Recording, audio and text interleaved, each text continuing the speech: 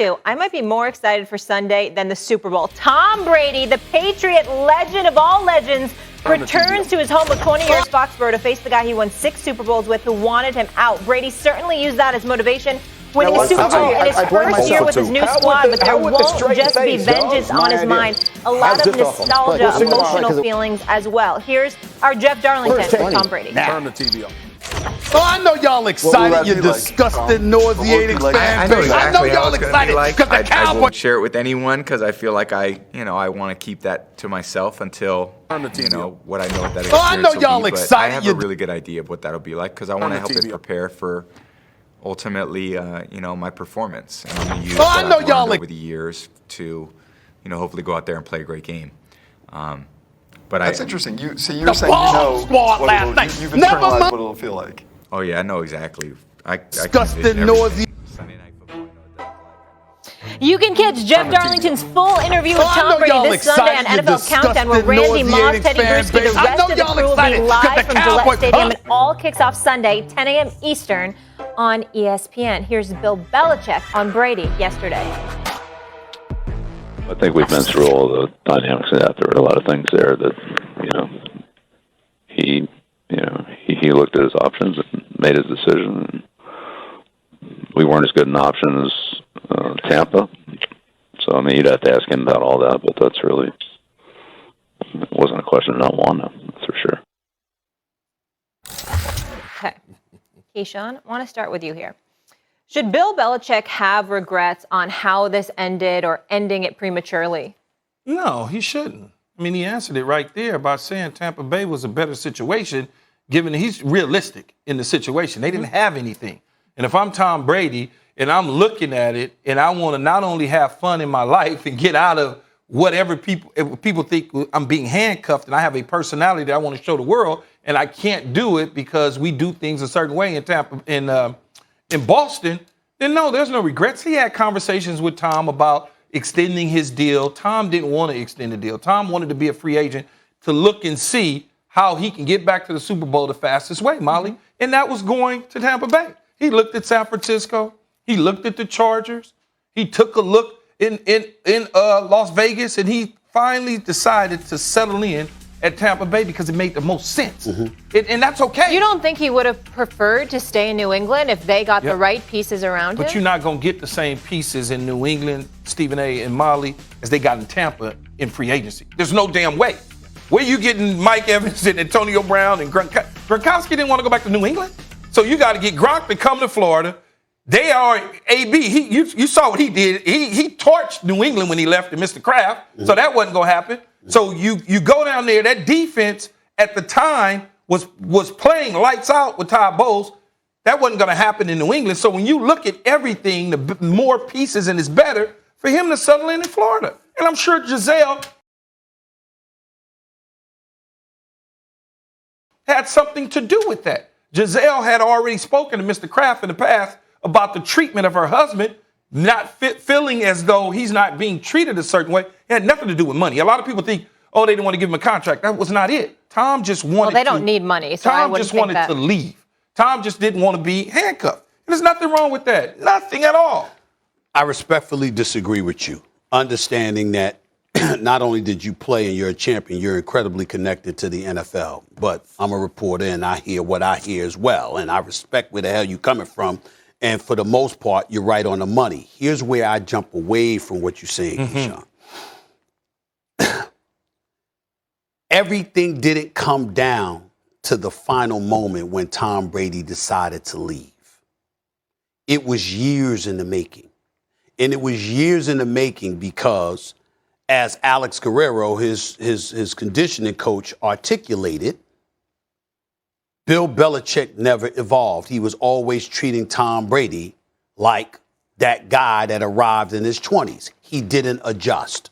And when you take into account the fact that Tom Brady, who played there, was there 20 years, 6 Super Bowl wins, 9 Super Bowl appearances, okay? For him to do what he did, he should have never been just another guy. He should have never been just another player. Everybody ain't Keyshawn Johnson. You understand what I'm saying? I mean, you got cats on your show in the morning where you know what is Jay and Max. Well, damn it, it's Keyshawn. Keyshawn is Keyshawn, okay? All right? Everybody's valuable, but everybody ain't the same. Okay? It's just that simple. When you look at athletes, everybody's not the same.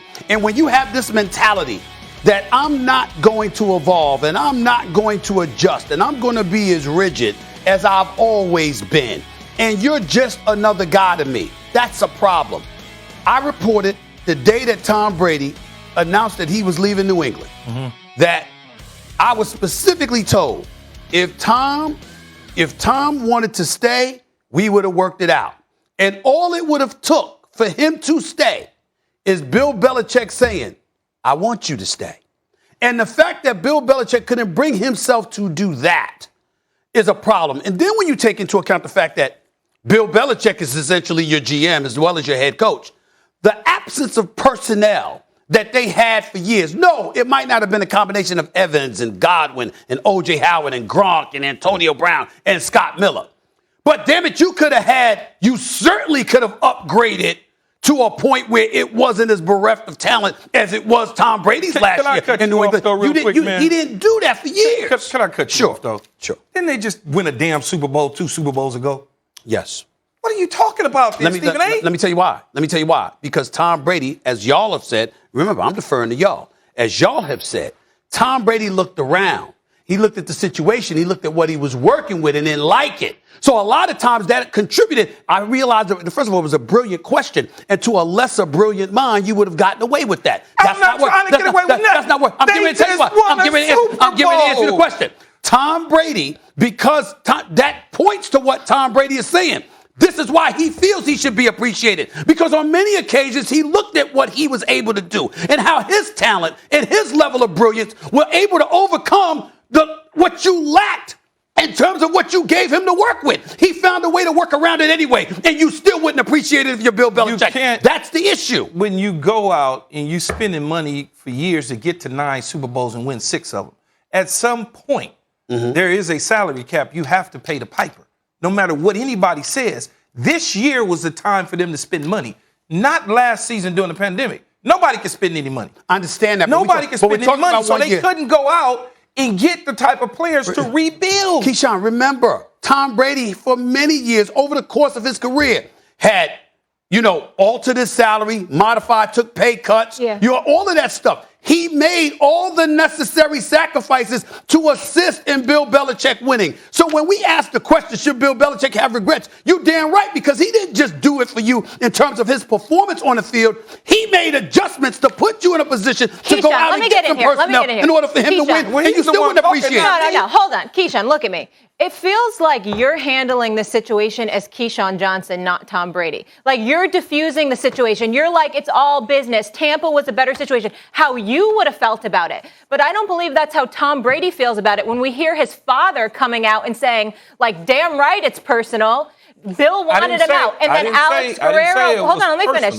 Then Alex Guerrero coming out and saying what he did about the mistreatment. So I feel like you're looking at, that's just purely this business. There's so much more to that. There's 20 years of history. I do. Okay. Have I been around coaches in my career that wear on me? Absolutely. Tom's been around Bill that wear on him. 20 years of Bill Belichick grinding the same things. Of course you're going to feel a certain way. That's why Bill said the situation was better down in Tampa for him. That's why I said what I said about personnel. It's better in Tampa for him. But you can't sit here and tell me that for 20 years, Tom Brady didn't get to do what he wanted to do, because I remember many times looking in the offseason and Tom Brady was off doing whatever he was doing with his family, enjoying while everybody else was in training camp or mini camps working, because they gave him some leeway. Does Tom Brady need to be treated like Michael Jordan? Absolutely. There's no question about it. But guess what, Stephen A. and Molly? That's not his plan. That's not Bill Belichick. That's just not who he is. Right. He'd rather take the L than take the W's if he has to change. Okay. And that's just how stubborn coaches. But Phil Jackson, stubborn in basketball. But I think what you're missing, we're not saying that Bill Belichick is any different than you described. What we're saying is, you should regret that in the end if you're about. But I don't think he's regretting it, because he ain't going to. No, we're not talking about what he feels. We're talking about what he should feel, in our opinion. Yeah. And what I'm saying to you is that he should regret it if he's about winning, because the reality is that the situation that you have now, the situation that you had last year, would have been non-existent if 5 years earlier you had sat up there and go, damn, this is a dude that's really done a lot for me. So maybe my mind is a little twisted, because when you're having conversations and that same question is like, what do you think? He goes, and this is from Belichick in conversation. Yeah, sure.